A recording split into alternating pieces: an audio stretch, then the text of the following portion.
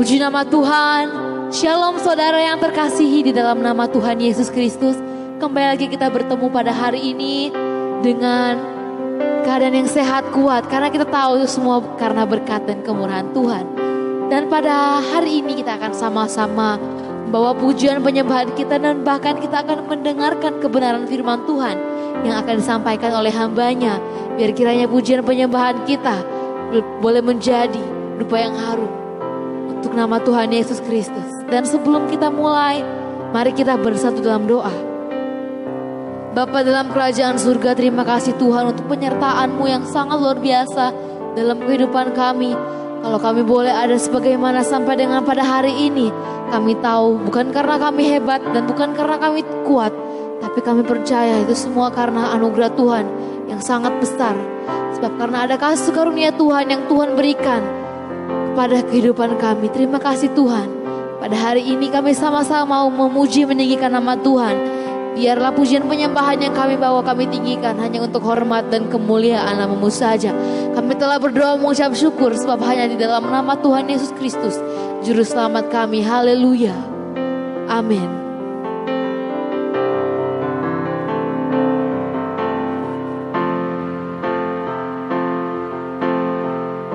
Musim akan selalu berganti, kasih Tuhan tetap abadi,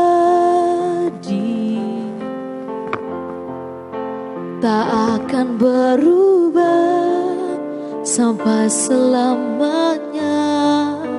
Ku tetap percaya, ku yakin Tuhan memberkati, ku yakin Tuhan melindungi. Burung di udara Tuhan pelihara karena kasih-Nya. Tuhan selalu menolongku,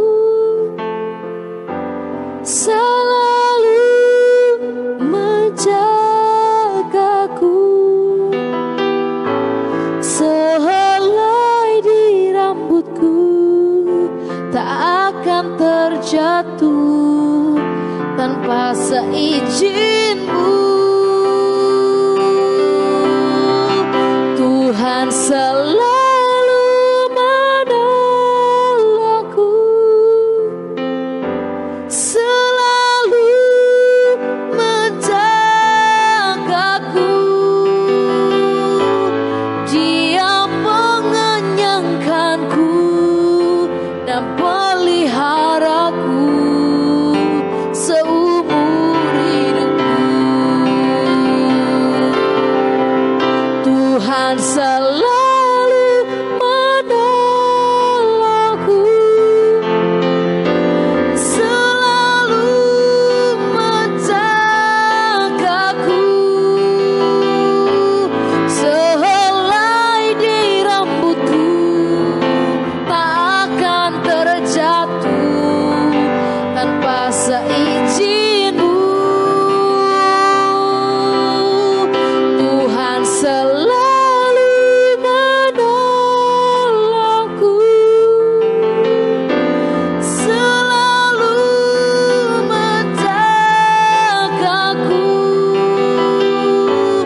Dia mengenyangkanku dan peliharaku seumur hidupku.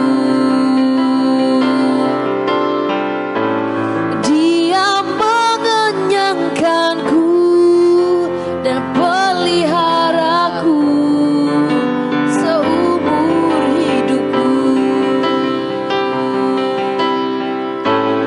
Dia mengenyangkanku dan peliharaku seumur hidupku. Mari sembah Dia. Haleluya.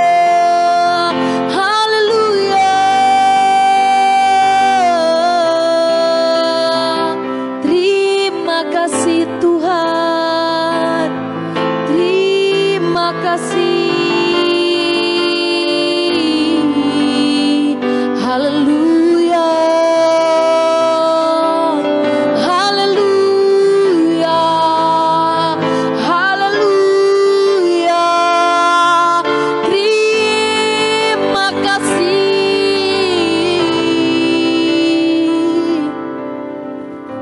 Kita akan mendengarkan kebenaran firman Tuhan. Haleluya.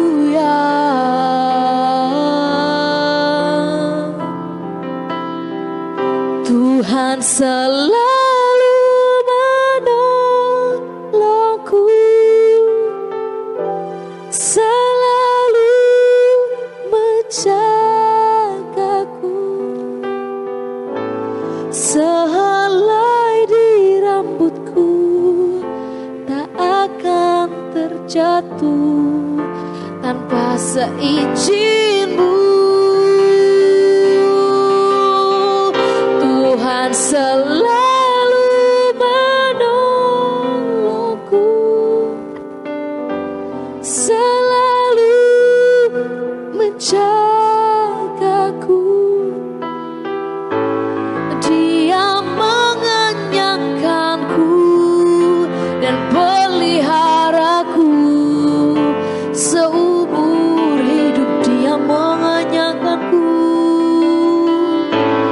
Dia mengenyangkanku dan peliharaku seumur hidupku.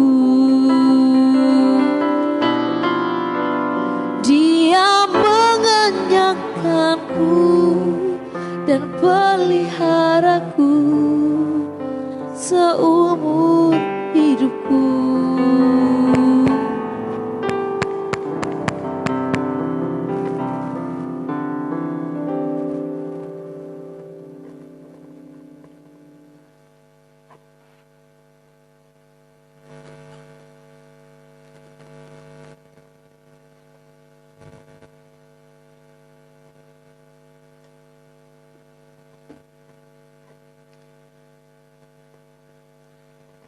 Oke, puji Tuhan, saat ini kita akan masuk dalam kebenaran firman Tuhan. Kita tundukkan kepala saudara, kita akan berdoa. Kami bersyukur, kami berterima kasih buat anugerah Tuhan, buat kebaikan Tuhan dalam hidup kami. Saatnya Tuhan kami akan mendengarkan renungan singkat kebenaran firman Tuhan. Sebab itu Roh Kudus, berikan hamba-Mu hikmat, pengertian, supaya hamba-Mu dapat boleh menyampaikan setiap kebenaran firman-Mu seturut dengan kehendak Tuhan. Bahkan Tuhan berkati, urapi setiap pemirsa, bahkan pendengar yang akan mendengarkan renungan singkat ini Tuhan. Biarlah firman ini boleh menjadi kekuatan, bahkan penghiburan, menambah iman percaya mereka kepada Tuhan. Terima kasih, kami serahkan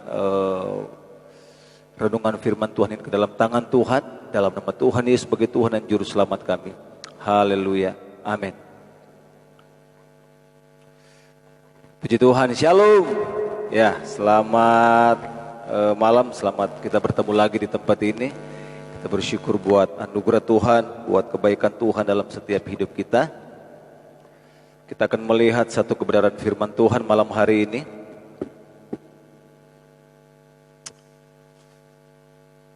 Di dalam Efesus pasal yang kelima.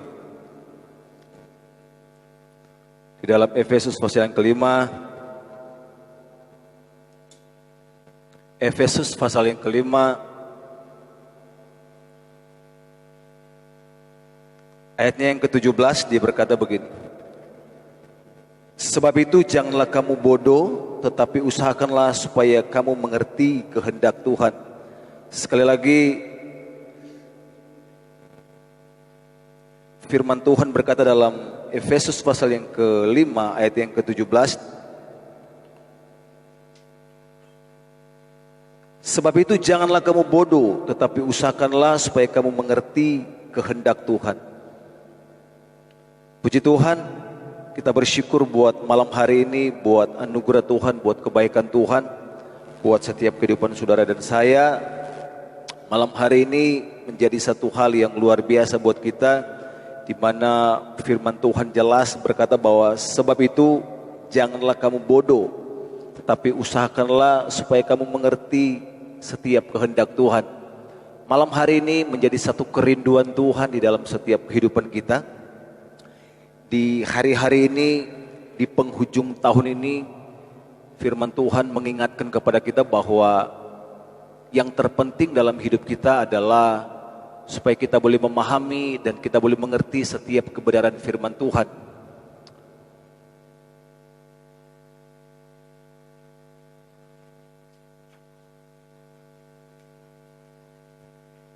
Kalau kita melihat di dalam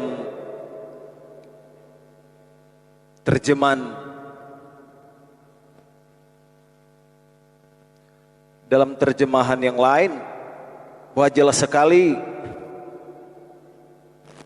dalam King James dia berkata bahwa janganlah kamu tidak bijaksana, bahwa sesungguhnya yang Tuhan mau dalam setiap kehidupan kita supaya kita boleh memahami akan kehendak Tuhan adalah kita harus menjadi orang-orang yang bijaksana di hadapan Tuhan. Kalau kita melihat bahwa dalam Daniel pasal yang ke-12 berkata begini. Dalam Daniel pasal yang ke-12 ayat yang ke-3 dia berkata begini. Dan orang-orang bijaksana akan bercahaya seperti cahaya cakrawala, dan yang telah menuntut banyak orang kepada kebenaran seperti bintang-bintang tetap untuk selama-lamanya. Orang-orang yang bijaksana itu adalah orang-orang yang bercahaya seperti cahaya cakrawala, bahwa untuk kita boleh memahami akan kehendak dan rencana Tuhan, untuk kita boleh mengerti akan rencana kehendak Tuhan dalam hidup kita, kita harus menjadi orang-orang yang bijaksana. Paulus berkata bahwa janganlah kamu bodoh. Terjemahan lain berkata bahwa janganlah kamu tidak bijaksana. Jadi untuk kita boleh memahami dan mengerti kehendak Tuhan adalah kita harus menjadi orang-orang yang arif, orang-orang yang bijaksana. Karena hanya orang-orang yang bijaksana lah yang bisa mengerti dan bisa memahami akan setiap kebenaran firman Tuhan. Hanya orang-orang yang bijaksana yang bisa mengerti, yang bisa memahami akan setiap rancangan Tuhan dalam setiap kehidupan kita. Oleh sebab itu janganlah kamu menjadi orang yang tidak bijaksana. Jangan kamu menjadi orang yang bodoh. Orang-orang yang bodoh adalah orang-orang yang tidak bisa memahami. Orang-orang yang bodoh adalah orang-orang yang tidak bisa mengerti kehendak Tuhan. Oleh sebab itu, bagi kita sebagai orang Kristen, bagi kita sebagai orang yang percaya bahwa di akhir zaman ini seperti Daniel berkata bahwa Tuhan tidak menuntut banyak hal dalam hidup kita. Tuhan tidak menuntut pencapaian dalam setiap kehidupan kita. Tuhan tidak menuntut keberhasilan yang lebih dalam hidup kita. Tuhan tidak menuntut bahwa kesuksesan dalam setiap kehidupan kita. Tapi firman Tuhan jelas berkata bahwa di akhir zaman yang Tuhan mau adalah orang-orang yang bijaksana, orang-orang yang bisa memahami, orang-orang yang bisa mengerti. Adalah orang-orang yang bijaksana itu adalah orang-orang yang menjadi saksi, boleh menjadi teladan. Diberkata bahwa seperti cakrawala, seperti bintang-bintang yang bercahaya. Oleh sebab itu Yesus berkata di dalam Matius pasal yang ke-5 bahwa kita ini adalah garam dan terang dunia. Dalam Matius pasal yang ke-5 jelas berkata bahwa kita ini garam dan kita ini adalah terang. Kita ini adalah orang-orang yang ditempatkan di satu bukit, dan itu menjadi sorotan bagi dunia. Oleh sebab itu kita harus menjadi terang. Orang-orang Kristen itu adalah orang-orang yang ada di puncak gunung, dan semua mata dunia itu menjadi sorotan. Mata dunia itu melihat. Dan pentingnya kita harus bersikap bijaksana di akhir-akhir zaman ini. Dan Paulus berkata bahwa jangan kita bodoh, kita harus bijaksana. Jangan kita menjadi orang yang tidak bijaksana, supaya kita boleh memahami akan kehendak dan rencana Tuhan dalam hidup kita. Oleh sebab itu kita apa yang menjadi kehendak Tuhan? Nah, kita lihat di dalam Efesus, kembali Efesus yang 17 dia berkata begini. Sebab itu janganlah kamu bodoh, tetapi usahakanlah supaya kamu mengerti kehendak Tuhan. Usahakanlah, kita tidak akan pernah bisa berusaha semaksimal mungkin. Kita harus menjadi pribadi-pribadi yang bijaksana di hadapan Tuhan, menjadi pribadi-pribadi yang luar biasa di hadapan Tuhan. Supaya apa? Supaya kita bisa memahami dan kita bisa mengerti akan setiap kehendak Tuhan. Apa sih yang menjadi kehendak Tuhan? Apa sih yang menjadi rencana Tuhan, maunya Tuhan bagi kita sebagai orang-orang yang bijaksana di akhir zaman ini?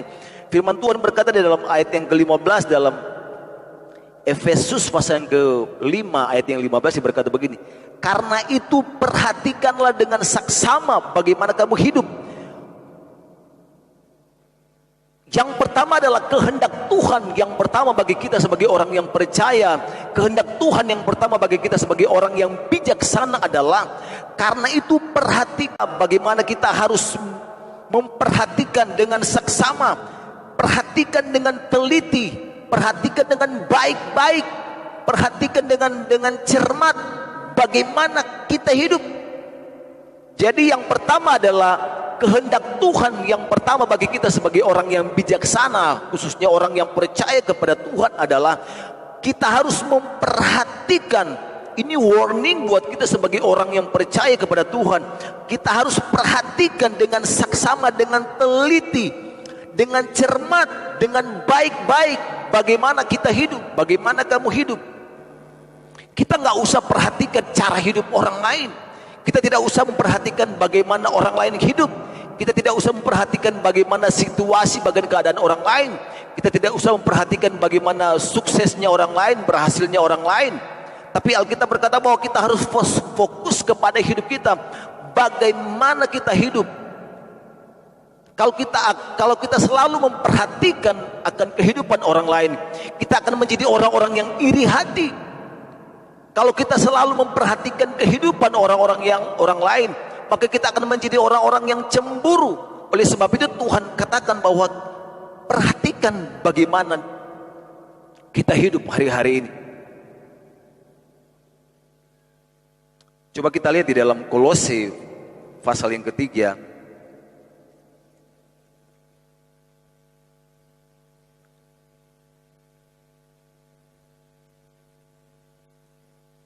Kolose pasal yang ketiga ayat yang ke-8.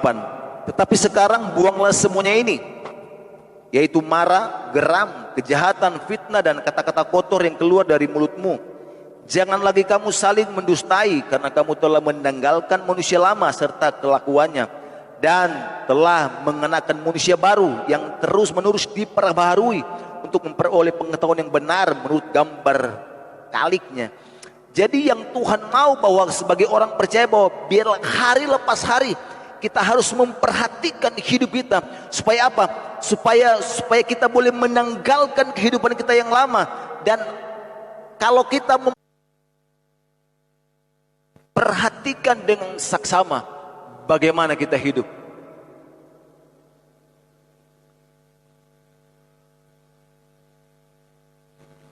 Yang kedua dia berkata begini, kehendak Tuhan yang kedua buat kita sebagai orang-orang yang percaya, bagi kita sebagai orang-orang yang bijaksana di hadapan Tuhan. 16 dia berkata begini, dan pergunakanlah waktu yang ada, karena hari-hari ini adalah jahat. Jadi kehendak Tuhan yang kedua bagi kita sebagai orang yang percaya, kita tidak tahu seberapa banyak, seberapa lama kita membuang-buang waktu di hadapan Tuhan. Mungkin berapa tahun kita membuang-buang waktu yang tidak berarti. Mungkin kita hidup di dalam kegelapan, kita tidak mengenal Tuhan. Oleh sebab itu dalam terjemahan lain dia berkata bahwa tebuslah waktu yang ada. Oleh sebab itu kalau kita sudah mengenal Tuhan, hidup dalam bijaksana, kita memahami Tuhan, kita harus menebus setiap waktu-waktu kita yang terbuang. Ada banyak hal-hal yang waktu kita yang terbuang. Pergunakanlah waktu yang ada. Kenapa?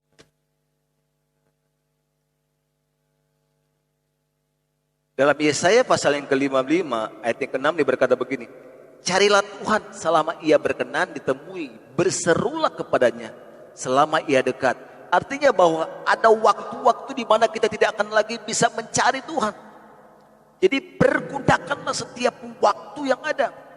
Cari Tuhan selama mungkin, saudara. Cari Tuhan selama masih diberikan kesempatan oleh Tuhan. Cari Tuhan selama kita masih sehat. Cari Tuhan selama kita masih kuat. Karena ada waktunya ketika kita terbaring lemah, ketika kita terbaring kaku, maka semuanya itu sudah tamat dalam hidup kita. Jadi ada waktunya.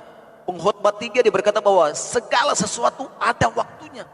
Segala sesuatu ada masanya. Ada masanya engkau dilahirkan, ada masanya engkau menuai, ada masanya engkau menabur, ada masanya engkau harus meninggalkan dunia ini.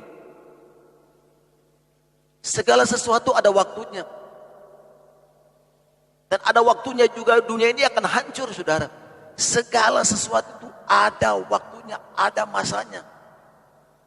Dan kita waktu berkata bahwa memang ada waktunya, karena kelak akan ada bumi, langit dan bumi yang baru. Oleh sebab itu segala sesuatu ada waktunya. Sebab itu firman Tuhan berkata bahwa gunakan setiap waktu, gunakan setiap kesempatan yang ada hari-hari ini. Beribadahlah kepada Tuhan hari-hari ini, berdoalah kepada Tuhan hari-hari ini, terus membaca firman Tuhan hari-hari ini.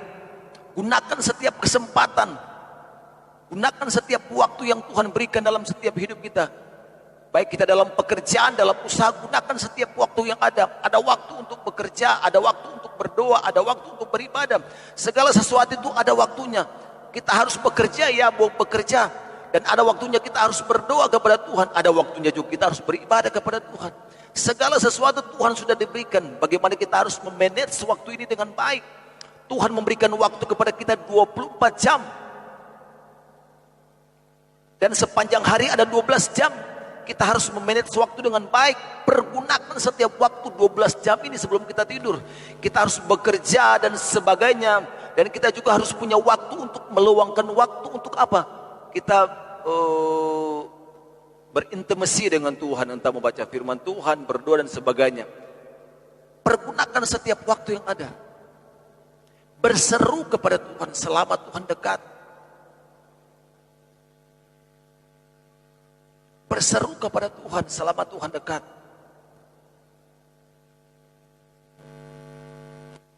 Pergunakan setiap waktu yang ada.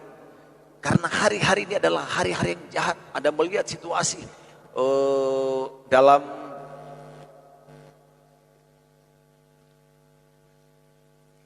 dalam 2 Timotius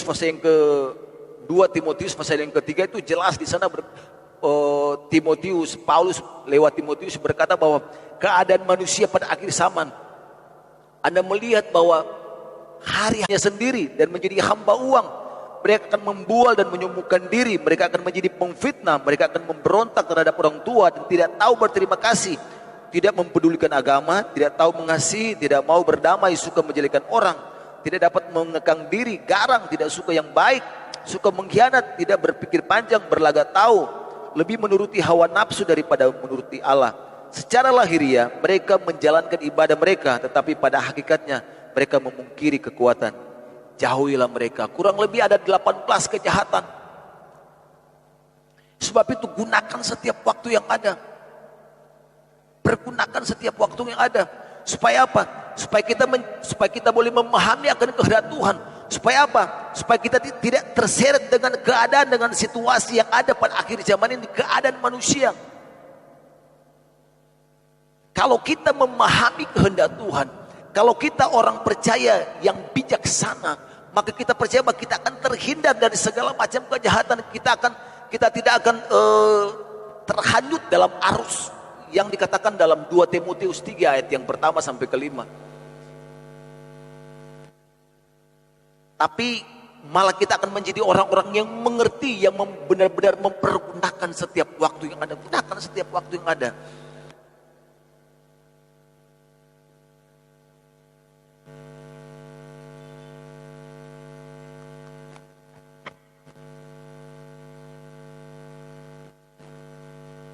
Yang ketiga,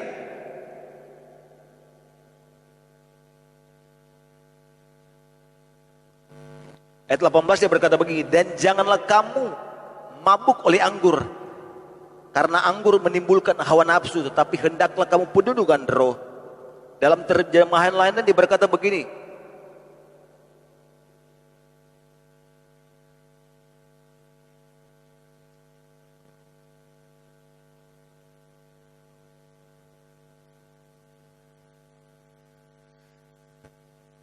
janganlah bermabuk-mabuk, sebab kebiasaan itu mendatangkan banyak kejahatan. Bahwa yang ketiga adalah yang Tuhan mau supaya kita boleh memahami dan kita boleh mengerti kehendak Tuhan. Yang ketiga adalah kita harus membuang setiap kebiasaan-kebiasaan yang buruk. Buang segala kebiasaan, mabuk-mabuk, bermabuk-mabuk. Janganlah kamu mabuk dengan anggur. Itu adalah satu kebiasaan yang sangat buruk. Oleh sebab itu, supaya bagaimana kita bisa memahami dan mengerti kehendak Tuhan kalau kebiasaan kita yang lama tidak kita tinggalkan. Kebiasaan-kebiasaan yang buruk itu akan mendatangkan kejahatan. Kebiasaan-kebiasaan yang buruk itu menjadi satu kejahatan dalam setiap hidup kita. Oleh sebab itu jelas tadi dalam Kolose berkata bahwa kita harus menanggalkan semuanya itu. Supaya apa? Kita boleh hari lepas hari diperbaharui. Dan kita boleh mengenal Tuhan dalam kebenaran ilahi. Buang setiap kebiasaan.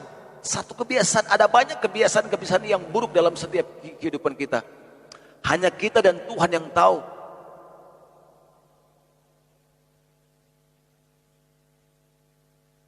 Oleh sebab itu, pemirsa dimanapun Anda berada hari-hari ini, bahwa di akhir zaman, biarlah kita boleh menjadi orang-orang percaya yang bijaksana.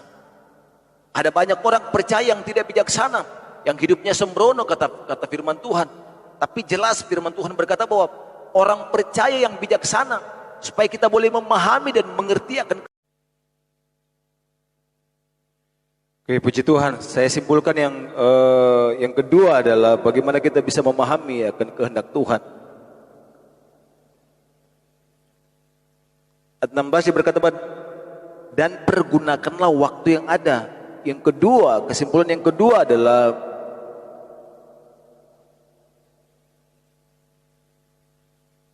supaya kita sebagai orang yang percaya, orang-orang yang bijaksana, yang kedua adalah kita harus mempergunakan setiap waktu yang ada. Tebuslah setiap waktu yang terbuang sia-sia di masa lalu. Ada waktu-waktu yang terbuang sia-sia di masa-masa yang lalu. Firman Tuhan berkata bahwa tebuslah waktu yang ada dan gunakan setiap waktu, setiap kesempatan-kesempatan yang ada. Karena ketika segala sesuatu sudah tiba pada waktunya, maka kita tidak akan bisa berbuat apa-apa. Jelas pengkhotbah berkata bahwa dalam pengkhotbah 3, segala sesuatu ada waktunya. Kita tidak akan pernah mungkin hidup sampai 200 tahun. Kita tidak tahu juga hari-hari ke depan berapa lama yang Tuhan kasih dalam hidup kita. Tapi selama masih ada waktu, gunakanlah setiap waktu dan pergunakanlah setiap kesempatan yang ada. Yang ketiga adalah, rangkuman saya yang ketiga adalah